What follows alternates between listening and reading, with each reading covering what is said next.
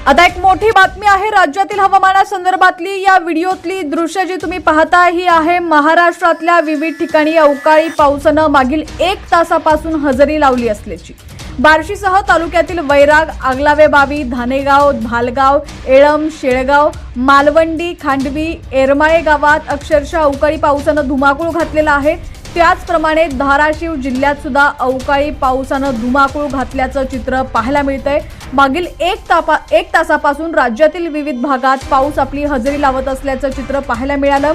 त्याचप्रमाणे सांगलीच्या मिरजमध्ये सुद्धा वादळी वाऱ्यासह तुफान पावसानं हजेरी लावलेली आहे। आज आहे 25 मार्च आणि हवामान विभागानं अंदाज वर्तवला होता। सांगलीमध्ये पावसाचा इशारा देण्यात आला होता आणि त्याच अनुषंगानं सांगलीमध्ये पावसानं आपली हजेरी लावल्याचं चित्र पाहायला मिळतंय। बार्शीमध्ये सुद्धा पावसानं अक्षरशः हाहाकार माजल्याचं चित्र आपल्याला पाहायला मिळतंय। बऱ्याच ठिकाणी अवकाळी पावसानं शेतकऱ्यांचं मोठं नुकसान केलेलं आहे। बार्शीमध्ये विजांच्या कडाक्यासह हलक्या ते मध्यम सरी पाहायला मिळाल्या। बऱ्याच ठिकाणी ढगाळ वातावरण सुद्धा पाहायला मिळतंय।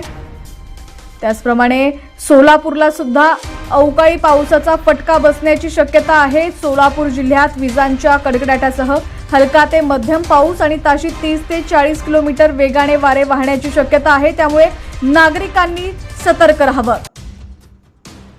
त्याचप्रमाणे येणाऱ्या 2 ते 3 तासात बीड, नांदेड या ठिकाणी सुद्धा विजांच्या कडकडाटासह हलका ते मध्यम पाऊस आणि ताशी 30 ते 40 किलोमीटर वेगाने वारे वाहण्याची शक्यता आहे। त्यामुळे या भागातील नागरिकांनी सुद्धा काळजी घेण्याची गरज आहे।